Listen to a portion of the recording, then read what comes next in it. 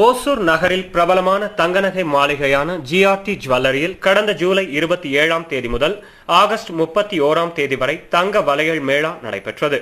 இந்த வளையல் மேளாவில் இதுவரை ஜிஆர்டி வாடிக்கையாளர்கள் 1 லட்சத்திற்கும் மேற்பட்டோர் கலந்து கொண்டு சிறப்பித்தனர். இந்த வளையல் மேளாவில் வெற்றி பெற்ற அனைவருக்கும் 19ஆம் தேதி மாலை 4 மணி அளவில் ஜிஆர்டி ஓசூர் கிளையின் மேலாளர் திரு ராஜேந்திரன் தலைமையில் பரிசளிப்பு விழா நடைபெற்றது.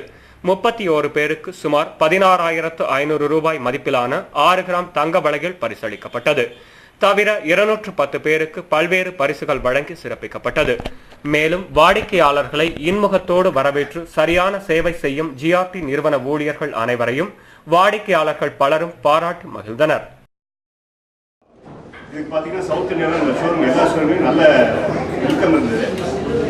கிட்டத்தட்ட ஒரு 216 பேர் செலக்ட் பண்ணியிருக்கோம். ஒவ்வொரு ஷோரூம்லையுமே அந்த மாதிரி ப்ரைஸ் கொடுத்துருக்கோம்.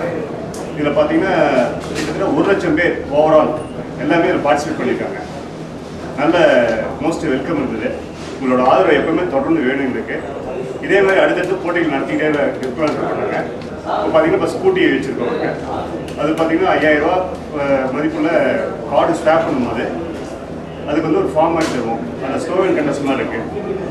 அதை ஃபில்அப் பண்ணி போட்டால் அதுலேருந்து செலக்ட் பண்ணி 3 ஸ்கூட்டி 5 மொபைல் ஃபோன் அந்த மாதிரிலாம் நல்லா பிளான் பண்ணியிருக்கோம். தொடர்ந்து இதை மாதிரி ஒவ்வொரு போட்டியை கொண்டு வருவோம். நீங்கள் எல்லாருமே அதை கலந்துக்கணும்.